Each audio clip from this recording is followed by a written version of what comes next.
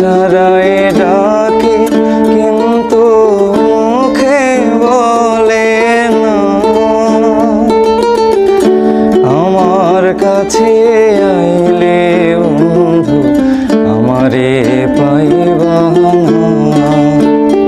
আমার ভাঙা ঘরে ভাঙা চালা ভাঙা বেড়ার ফাঁকে অবাক জ্যোৎস্না ঢুয়ে কাপড়ে হাত বাড়াইয়া